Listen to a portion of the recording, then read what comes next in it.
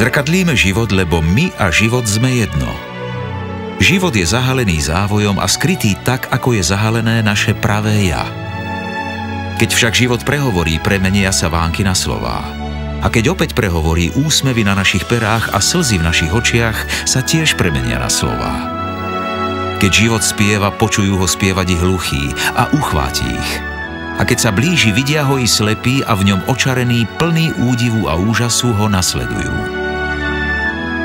Aj vďaka vám Plamienok mohol zorganizovať vzájomné stretnutie detí s podobnými skúsenosťami a umožniť zažiť radosť v blízkosti druhých. Lebo sú veci, ktoré sa nedajú kúpiť, no treba na ne peniaze. Ďakujeme.